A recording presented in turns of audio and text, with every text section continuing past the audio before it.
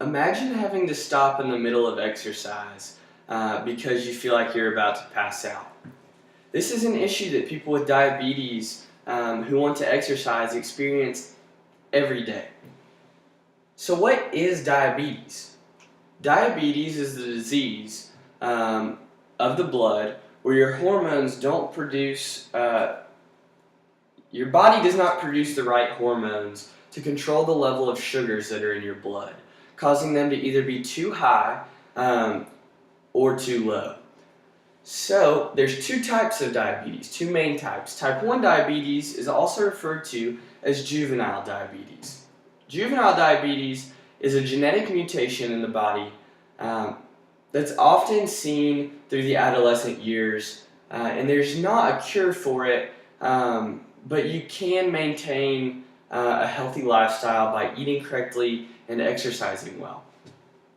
Type 2 diabetes is an onset diabetes. This comes from a sedentary and unhealthy lifestyle. So what does this have to do with exercise?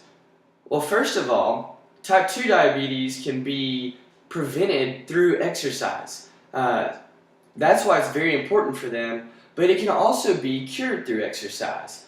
If you overcome your sedentary lifestyle and obesity through exercise, then type 2 diabetes can be relinquished.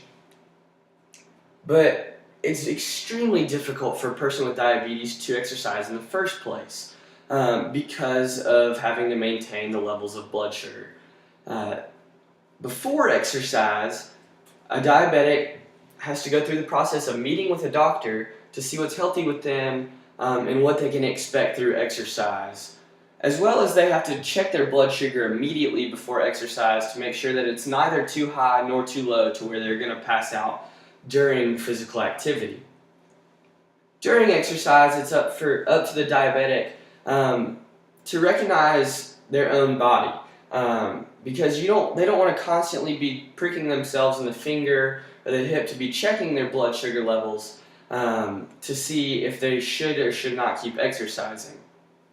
And then after exercise, it's documented that blood sugar levels are very low because exercise naturally lowers blood sugar levels in a person because your body uses those sugars as energy. So they can feel sluggish and not feel like they want to do anything for up to hours after exercise. This diminishes motivation for diabetics to exercise, even though it's very, very important.